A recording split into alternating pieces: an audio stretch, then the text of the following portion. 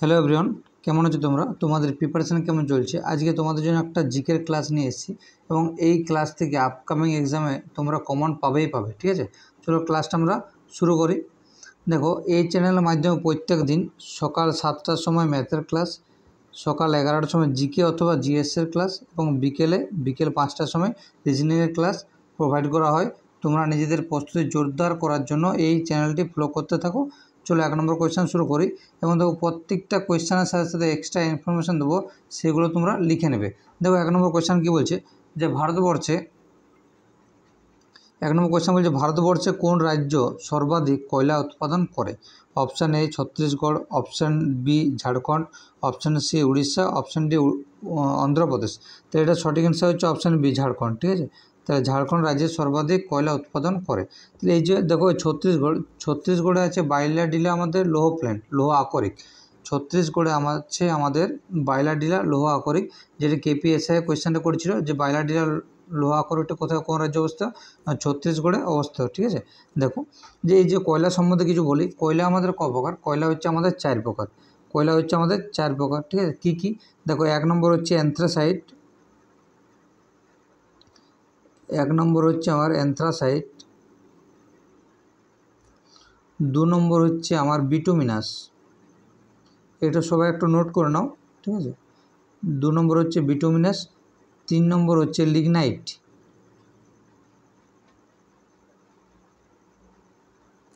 আর 4 নম্বর হচ্ছে পিট কয়লা। তাহলে দেখো সব দিকে যদি প্রশ্ন করে যে কয়লায় তো কার্বন থাকে না, ঠিক আছে, তাহলে যদি বলো কোন কয়লার মধ্যে সর্বাধিক বেশি কার্বনের পরিমাণ আছে, তাহলে অ্যান্থ্রাসাইডে প্লাস 80% কার্বন আছে। বিটুমিনাসে 60 থেকে 80% কার্বন থাকে এবং লিগনাইটে থাকে 40 থেকে 50%। ঠিক আছে, 40 থেকে 50% লিগনাইটে কার্বন থাকে। এবং পিট কয়লায় দেখা যায়, তো পিট কয়লায় মোটামুটি 60 থেকে আমার নিচে থাকে। ঠিক আছে, 60 থেকে আমার নিচে, তাহলে মোটামুটি একটা 35 থেকে একটা 60 অবধি ধরে নাও। এটা হচ্ছে আমার এটা হচ্ছে পিট কয়লার ধারা। ঠিক আছে, তাহলে দেখো অ্যান্থ্রাসাইট সবথেকে বেশি পাওয়া যায় জম্মু কাশ্মীরে। ঠিক আছে, বিটুমিনাস কয়লা সবথেকে বেশি পাওয়া যায় বিহার, উড়িষ্যা এবং পশ্চিমবঙ্গে। তাহলে এই যে বললাম ঝাড়খণ্ডে যে সবথেকে বেশি কয়লা উৎপাদন হয়, যদি বলো কোন কয়লা, এটা হচ্ছে বিটুমিনাস কয়লা। ঠিক আছে, আমাদের যদি প্রশ্ন করে কোন কয়লা ঝাড়খণ্ড রাজ্যে বেশি উৎপাদন হয়, সেটা হবে বিটুমিনাস কয়লা। ঠিক আছে, চলো নেক্সট কোয়েশ্চেন যাই। দেখো কি বলছে, আলোকচিত্রে আয়নার প্রলেপ দিতে কোনটি ব্যবহৃত হয়? ঠিক আছে, লোহা, সোনা, কার্বন, সিলভার। তাহলে এটা বলছে আলোকচিত্রে আয়নার প্রলেপ দিতে কোনটি ব্যবহৃত হয়? সোনা, লোহা, কার্বন, সিলভার। তাহলে 2-এর সঠিক অ্যান্সার হচ্ছে সিলভার। তাহলে সিলভার হচ্ছে আমাদের ব্যবহৃত হয় আলোকচিত্রে আয়নার প্রলেপ দেওয়ার জন্য। বুঝে গেছে? দেখো অনেকবার পরীক্ষা এসেছে এই যে সোনা, তাহলে সোনার সংকেত কী? তাহলে দেখো সোনার সংকেত হচ্ছে AU, এবং যদি বলো রূপার সংকেত কী, যদি আমাদের বলে যে রূপার সংকেত কী, তাহলে রূপার সংকেত হচ্ছে A আর G।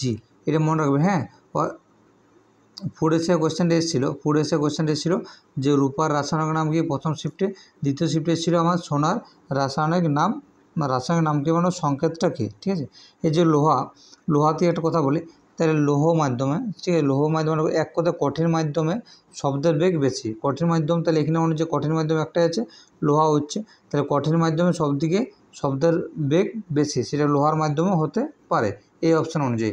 চলো নেক্সট কোয়েশ্চেন যাই। দেখো চকের গুঁড়ো ও জলকে পৃথক করা যাবে কোনটির মাধ্যমে?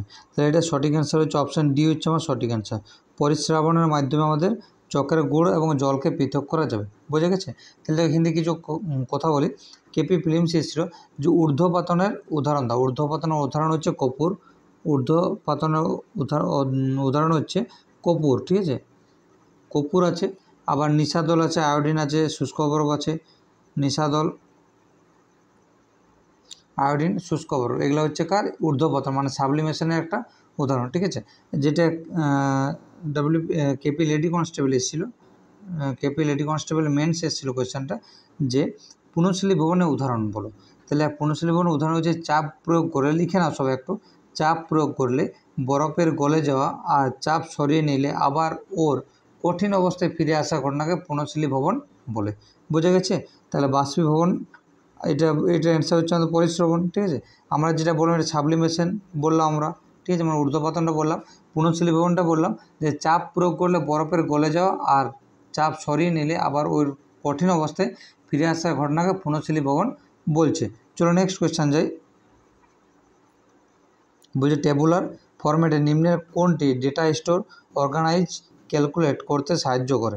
Option A, B, C, D. ঠিক আছে, তাহলে 4 নম্বরের সঠিক অ্যান্সার হচ্ছে অপশান সি, মাইক্রোসফট এক্সেল। ঠিক আছে, তাহলে এই যে ডেটা স্টোর বা অর্গানাইজ বা ক্যালকুলেট করতে সাহায্য করে মাইক্রোসফট এক্সেল। চলো নেক্সট কোয়েশ্চেন যাই। বলছে রাশিয়ার রাজধানী মস্কো কোন নদীর তীরে অবস্থিত? কোন নদীর তীরে অবস্থিত? রাশিয়ার রাজধানী মস্কো কোন নদীর তীরে অবস্থিত? তাহলে এটা হচ্ছে অপশান সি হচ্ছে সঠিক অ্যান্সার, মস্কোবা। মস্কোবা নদীর তীরে অবস্থিত। তোমরা সবাই আমাকে কমেন্ট বক্সে কমেন্ট করে জানিয়ে যে অস্ট্রেলিয়ার রাজধানীর নাম কি? অস্ট্রেলিয়ার রাজধানীর নাম কি? অস্ট্রেলিয়ার রাজধানীর নাম কি? চলো নেক্সট কোয়েশ্চেন যে দেখো, ওই নিম্নের কোন জাপানি শব্দের মানে হলো হচ্ছে হারবার ওয়েভ। হারবার ওয়েভ, তাহলে এটা হচ্ছে সুনামি। সুনামির কথার অর্থ হচ্ছে হারবার ওয়েভ। বুঝে গেছে? চলো নেক্সট কোয়েশ্চেন যাই। দেখো কি বলছে, তড়িৎ রোধের এসআই একক কী? 7 নম্বর কোয়েশ্চেন, তড়িৎ রোধের এসআই একক কী? ভোল্ট, ওহম, মোল, এম্পিয়ার। তাহলে এটা সঠিক অ্যান্সার হচ্ছে ওহম। ঠিক আছে, তাহলে তড়িৎ রোধের এসআই একক হচ্ছে ওহম। চলো নেক্সট কোয়েশ্চেন যাই। আচ্ছা, তাহলে এটা এক্সট্রা ইনফরমেশনগুলো বলে দিই একটু। তাহলে দেখো, তড়িৎ রোধের এসআই একক হচ্ছে ওহম। তাহলে এর সাথে একটা কথা বলি, তাহলে তাপ, হিটের একক কী? মানে হিট মানে তাপ, তাহলে হিটের একক দেখো, হিটের একক যদি সিজিএস পদ্ধতিতে বলে তাহলে সিজিএস পদ্ধতিতে ক্যালোরি। সিজিএস পদ্ধতিতে হিটের একক হচ্ছে ক্যালোরি, এবং এসআই পদ্ধতিতে হিটের একক হচ্ছে জুল। হিটের একক হচ্ছে জুল। এটা সবাই একটু তোমরা লিখে নাও। চলো নেক্সট কোয়েশ্চেন যাই। 8 নম্বর কোয়েশ্চেন, বোকারো ইস্পাত প্ল্যান্ট নির্মিত হয়েছিল কোন দেশের সাহায্যে? তাহলে এটা সঠিক অ্যান্সার হচ্ছে সোভিয়েত ইউনিয়ন। অপশান ডি হচ্ছে সঠিক অ্যান্সার। চলো নেক্সট কোয়েশ্চেন যাই। জার্মানির সহায়তা নিম্নের কোন স্টিল প্ল্যান্ট প্রতিষ্ঠিত করা হয়? 9 নম্বর কোয়েশ্চেন, তা জার্মানির সহায়তায় কোন প্ল্যান্ট হয়েছিল? রাহুলকেলা স্টিল প্ল্যান্ট হয়েছিল। রাহুলকেলা স্টিল প্ল্যান্ট হয়েছিল। ঠিক আছে, তাহলে এখান থেকে প্রশ্ন আসতে পারে যে রাহুলকেলা স্টিল প্ল্যান্ট কোন রাজ্যে অবস্থিত? সেটা হচ্ছে উড়িষ্যা রাজ্যে অবস্থিত। ঠিক আছে, তাহলে রাহুলকেলা প্ল্যান্টটি কোথায় আছে? উড়িষ্যা রাজ্যে অবস্থিত আছে। চলো নেক্সট কোয়েশ্চেন যাই। দেখো কী বলছে, poverty and un-British rule in India বইটি কার লেখা? তাহলে এটা সঠিক অ্যান্সার তোমরা আমাকে কমেন্ট বক্সে কমেন্ট করে জানিয়ে দাও। এটা সঠিক অ্যান্সার তোমরা আমাকে কমেন্ট বক্সে কমেন্ট করে জানিয়ে দাও। তাহলে দেখো, এটার সাথে কিছু কথা বলি। দেখো, একটা বই ছিল, বইটা হচ্ছে এ নেশন ইন মেকিং। ঠিক আছে, তাহলে বলো এটা কার লেখা? এটা হচ্ছে আমার সুরেন্দ্রনাথ বন্দ্যোপাধ্যায়ের লেখা। এটা হচ্ছে সুরেন্দ্রনাথ বন্দ্যোপাধ্যায়ের লেখা। বুঝে গেছে? এরপর দেখো আর একটা বলি যে লাইফ ডিভাইন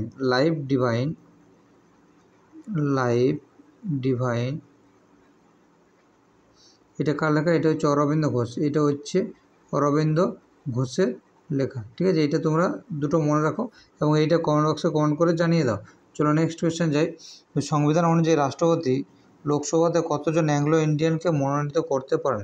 এটা 2 জন হবে, এটা সবাই পারবে। ঠিক আছে, অপশান বি হচ্ছে এটার সঠিক অ্যান্সার। ঠিক আছে, 11 নম্বর কোয়েশ্চেন, অপশান বি হচ্ছে সঠিক অ্যান্সার। চলো নেক্সট কোয়েশ্চেন যাই। কোরবা তাপবিদ্যুৎ কেন্দ্র কোথায় আছে? হরিয়ানা, পাঞ্জাব, দিল্লি, ছত্তিশগড়।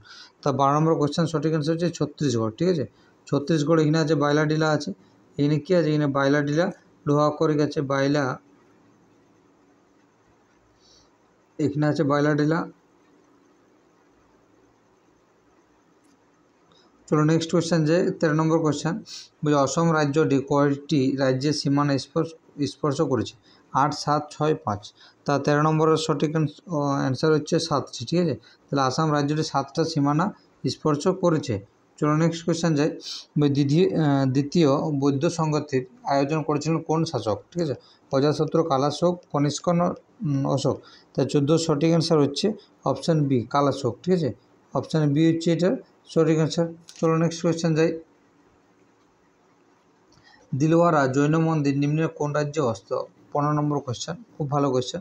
তাহলে দিলওয়ারা জৈন মন্দির কোন রাজ্যে অবস্থিত? রাজস্থানে অবস্থিত। ঠিক আছে, রাজস্থানে অবস্থিত, অপশান এ হচ্ছে সঠিক অ্যান্সার। চলো নেক্সট কোয়েশ্চেন যাই। আখের রস পরিশুদ্ধকরণে নিম্নের কোনটি ব্যবহৃত হয়? Carbon monoxide, hydrogen, nitrogen dioxide, carbon dioxide. তাহলে অপশান ডি হচ্ছে সঠিক অ্যান্সার। ঠিক আছে, অপশান ডি হলো সঠিক অ্যান্সার। আখের রস পরিশুদ্ধকরণে নিম্নের কোনটা ব্যবহৃত হয় না? কার্বন ডাইঅক্সাইড ব্যবহৃত হয়। চলো নেক্সট কোয়েশ্চেন যাই। হ্যালোজেনের উপস্থিতি প্রমাণে বিকারক হিসাবে কোনটি ব্যবহৃত হয়? Gamma, sodium, potassium, magnesium. ঠিক আছে, তা 17 নম্বর কোয়েশ্চেন সঠিক অ্যান্সার সোডিয়াম, অপশান বি হচ্ছে সঠিক অ্যান্সার। চলো নেক্সট কোয়েশ্চেন যাই। শেভিং ক্রিম বা ফোম ক্লোরাইডের ক্ষেত্রে বিচ্ছুরণ দশাটি হলো কোনটা? ঠিক আছে, 18 নম্বর কোয়েশ্চেন। তা 18 নম্বর কোয়েশ্চেন হচ্ছে অপশান এ হচ্ছে সঠিক অ্যান্সার। ঠিক আছে, তার কারণ দেখো শেভিং ক্রিম বা ফোম ক্লোরাইডের ক্ষেত্রে বিচ্ছুরণ দশাটি হলো গ্যাসের। ঠিক আছে, চলো নেক্সট কোয়েশ্চেন যাই। আর দুটো কোয়েশ্চেন আছে। ওই রক্তবাহে রক্ত জমাট বাঁধতে বাধা দেয় কোন প্রোটিন? 19 নম্বর কোয়েশ্চেন। তাহলে কোন প্রোটিন বাধা দেয়? এমবুলিন আছে। এমবুলিন হচ্ছে আমাদের রক্ত জমাট বাঁধতে দেয় না। চলো নেক্সট কোয়েশ্চেন যাই। ওই বুলেট বা শট তৈরিতে নিম্নের কোনটি ব্যবহৃত হয়? Sodium, tin, cobalt, lead. তাহলে 20 নম্বর সঠিক অ্যান্সার হচ্ছে অপশান ডি হচ্ছে আমার সঠিক অ্যান্সার। চলো নেক্সট কোয়েশ্চেন যাই। আচ্ছা, আজ যারা কোয়েশ্চেন নেই, যদি ক্লাসটি ভালো লাগে সবাই অতি অবশ্যই লাইক করে দিও, ভালো দেখে কমেন্ট করে দেবে।